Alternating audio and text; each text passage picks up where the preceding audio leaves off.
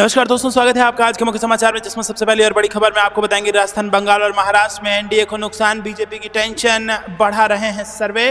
दूसरी खबर में जिक्र होगा कि मध्य प्रदेश को लेकर आए नए सर्वे में चौंकाने वाले आंकड़े, बीजेपी को लग सकता है बड़ा झटका। तीसरी खबर में आपको बताएंगे कि पीएम मोदी के भाषण और घोषणा पत्र से 2 शब्द गायब, बीजेपी मैनिफेस्टो पर राहुल गांधी का बड़ा बयान।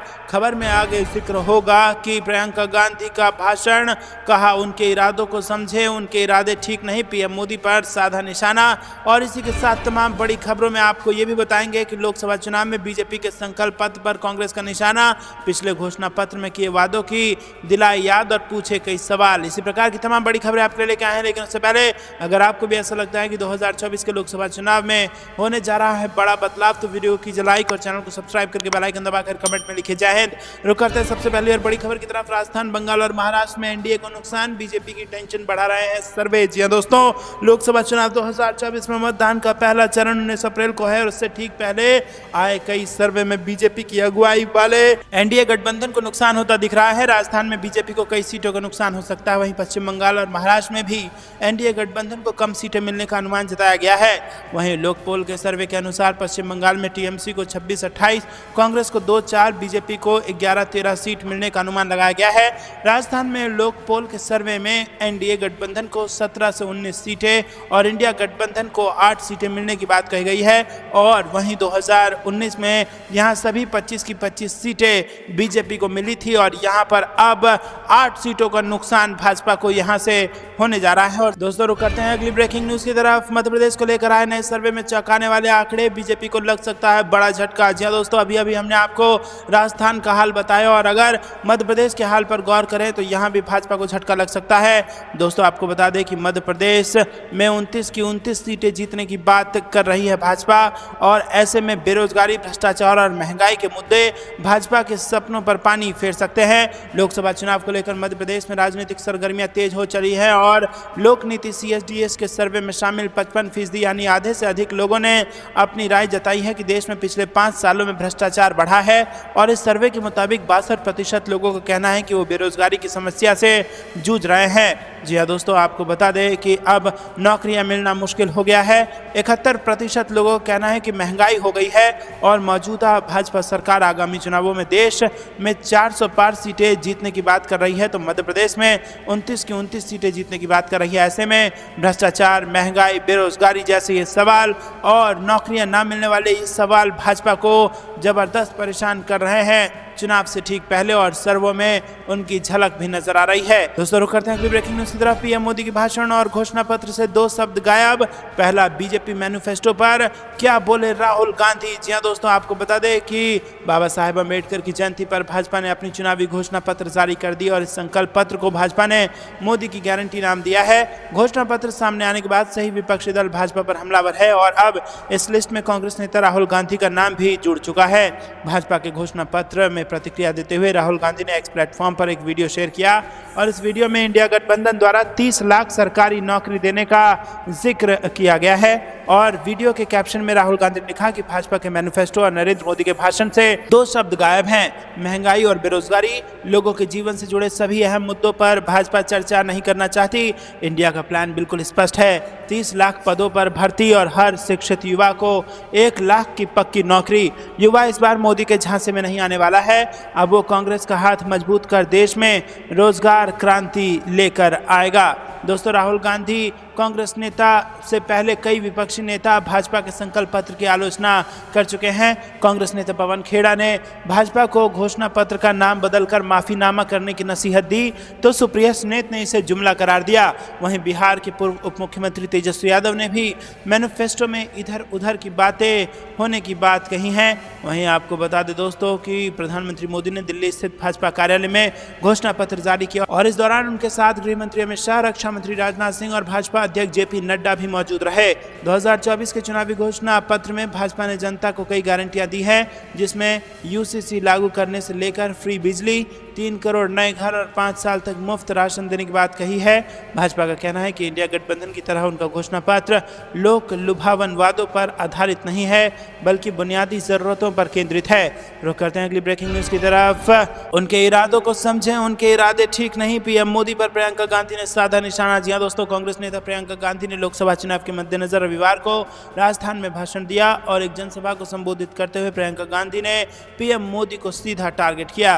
उन्होंने कहा कि नरेंद्र मोदी जनता का ध्यान भटकाने की बात करते रहते हैं। उन्होंने राजस्थान आकर बोल दिया कि जन जन के आराध्य बाबा रामदेव शाह का जन्म कश्मीर में हुआ था। कभी गटर से गैस बनाते हैं, कभी रडार से मिसाइल को बचाने से बादल का रोल बताते हैं। दोस्तों, कभी तब ईमेल भेजने की बात करते हैं जब ईमेल बना भी नहीं था, कभी मांस मछली की बात करते हैं। प्रियंका गांधी ने कहा कि आखिर इन बातों से जनता की जरूरतों का क्या मतलब। यहाँ पर मेरी बहनें बैठी हैं, मैं उनसे पूछना चाहती हूँ कि आपको इन बातों से कुछ लेना देना है क्या।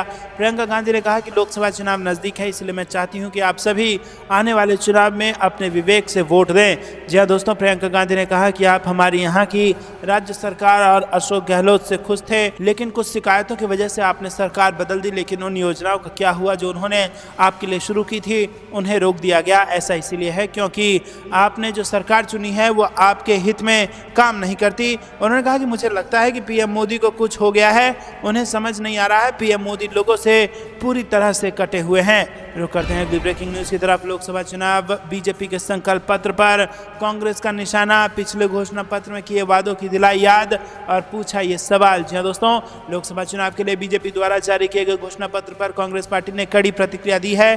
कांग्रेस ने बीजेपी से कई सवाल पूछे हैं और साथ ही प्रेस कॉन्फ्रेंस कर उन वादों का भी याद दिलाया जिनका बीजेपी ने 2014 में और 2019 में अपने घोषणा पत्र में जिक्र किया था।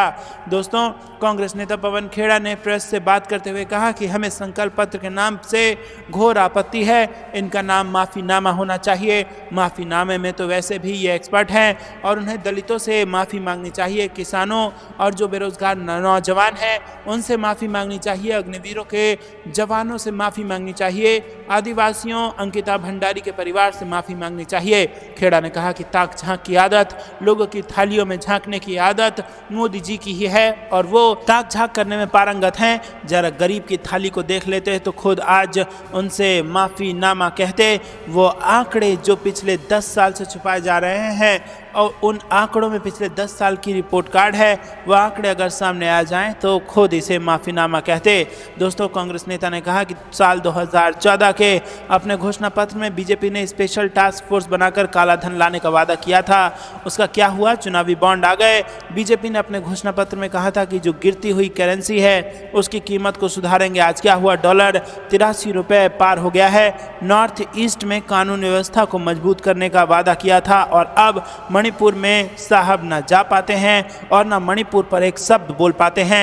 ये है इनकी असल हकीकत। बीजेपी के अपने घोषणा पत्र में बीजेपी ने कहा था कि स्पेशल पैकेज से 100 जिलों की गरीबी दूर करेंगे। हंगर इंडेक्स में आप आंकड़े देखेंगे तो आपको समझ आ जाएगा कि कितनी गरीबी दूर हुई है। रुक करते हैं अगली ब्रेकिंग न्यूज की तरफ। झूठ और जुमले इनकी पहचान, बीजेपी के संकल्प पत्र पर अखिलेश यादव ने भी कसा तंज। दोस्तों, लोकसभा चुनाव 2024 को लेकर भारतीय जनता पार्टी ने रविवार को अपना संकल्प पत्र जारी किया। तो वहीं भाजपा के संकल्प पत्र को लेकर समाजवादी पार्टी के मुखिया और पूर्व सीएम अखिलेश यादव की भी प्रतिक्रिया सामने आई है। सपा मुखिया अखिलेश यादव ने भाजपा पर तंज कसते हुए कहा है कि भाजपा में हिम्मत है तो 2014 और 19 का अपना मैनिफेस्टो निकालकर हिसाब दे कि उन्होंने अपना कौन सा वादा पूरा किया। सपा मुखिया अखिलेश यादव ने एक्स पर पोस्ट कर लिखा कि जनता ने जब अपने सुनहरे भविष्य को विकल्प के रूप में चुनते हुए इंडिया गठबंधन को जिताने व भाजपा को हराने का संकल्प ले ही लिया है। ऐसे में भाजपा का संकल्प पत्र किसी काम का नहीं।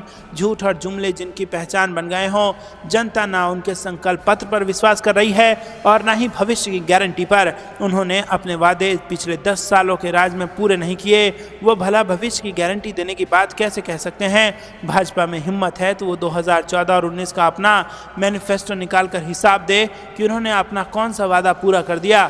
भाजपा का संकल्प पत्र ब्रह्मांड में झूठ का रिकॉर्ड तोड़ने वाले जुमलों का दस्तावेज भर है। और दोस्तों, वहीं भाजपा के संकल्प पत्र को कांग्रेस ने ने झूठ का परिंदा करार दिया है।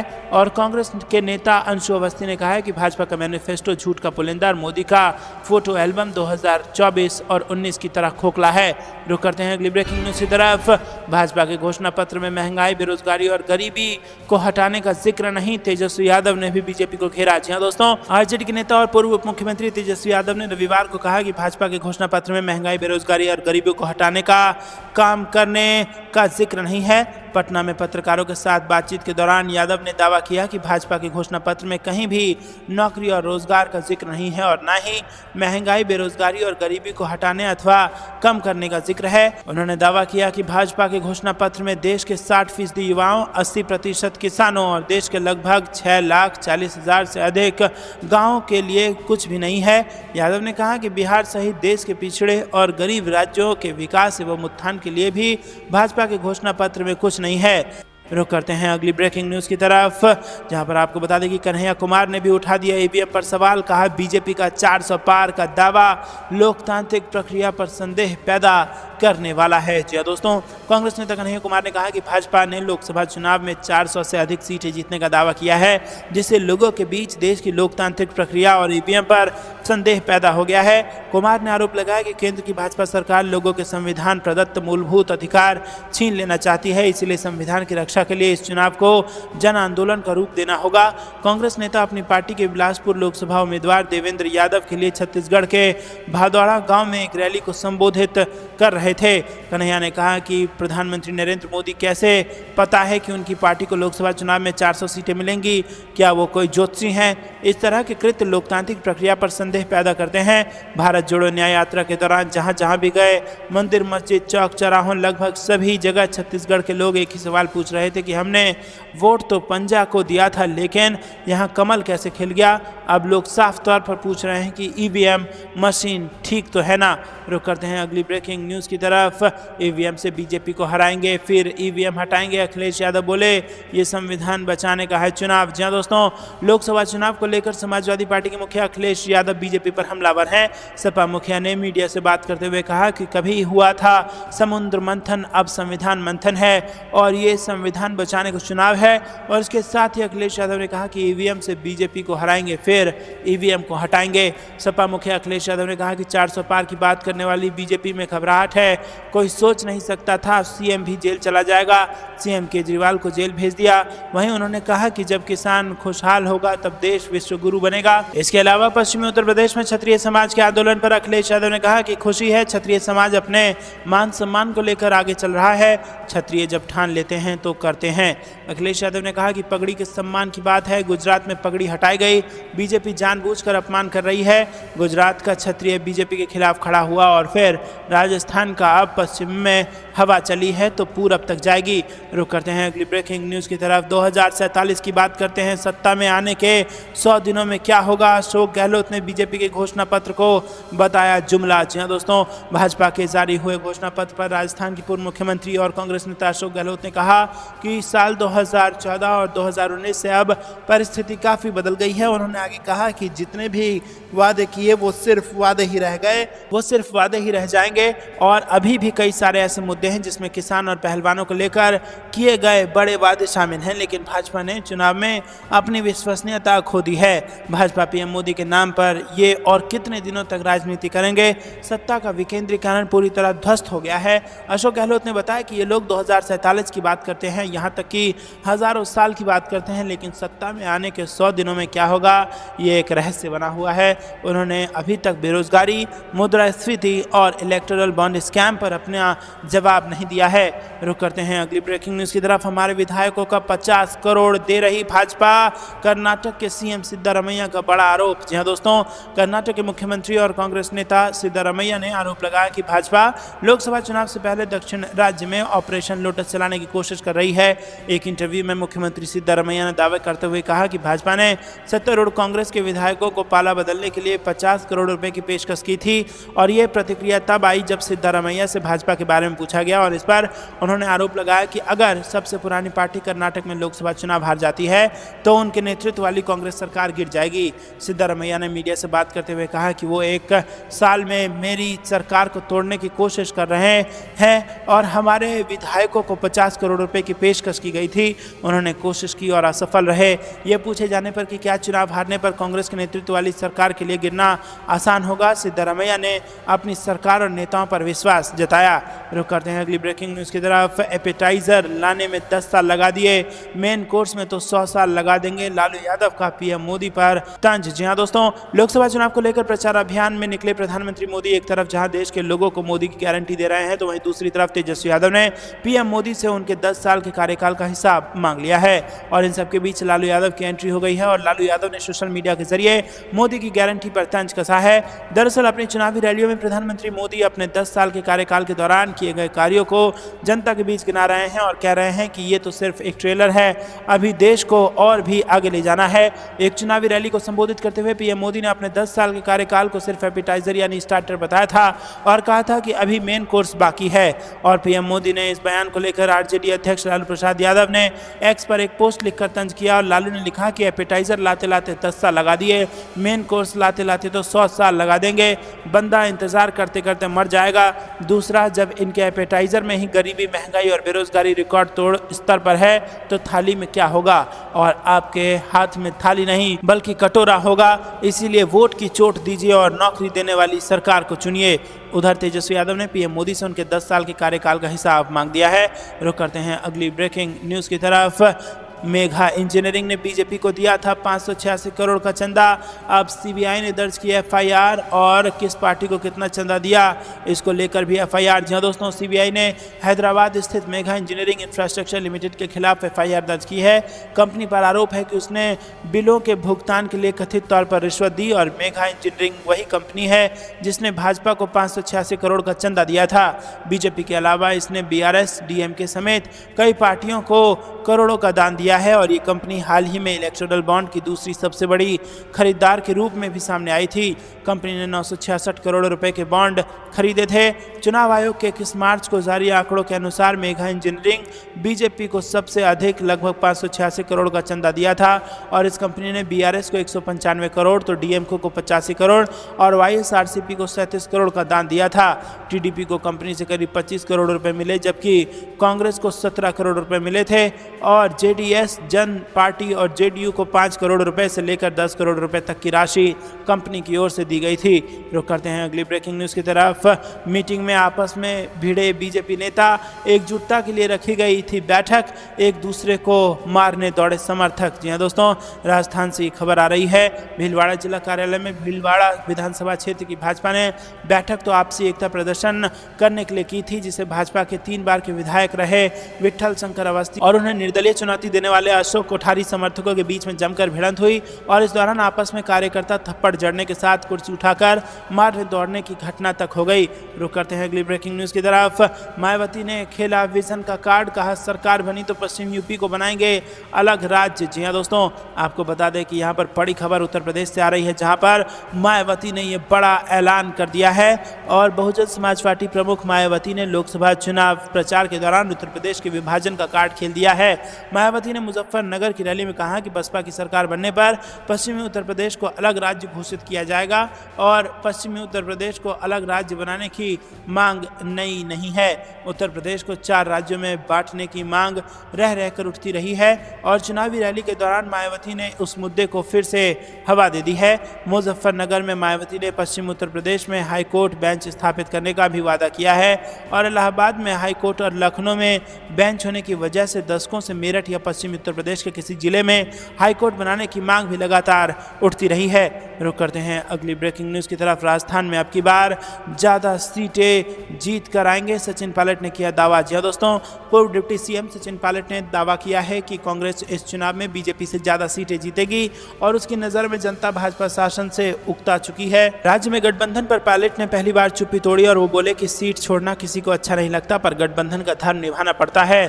दोस्तों, आपको बता दें कि यहाँ पर सचिन पायलट ने कहा कि मैं सिर्फ इतना दावा कर सकता हूँ कि इस बार कांग्रेस पार्टी भाजपा से ज़्यादा सीटें जीतेगी और मैं बहुत बड़ी बातें नहीं करता हूँ। देख रहा हूँ कि सरकार नहीं बनी है, लेकिन इसके बावजूद भी बदलाव की आहट साफ सुनाई दे रही है। शिक्षित बेरोजगार सवाल पूछ रहे हैं। अग्निवीर से भाजपा ने नौजवानों के फौज में जाने के रास्ते बंद कर दिए हैं और सरकारी नौकरी में लाखों पद खाली पड़े हैं।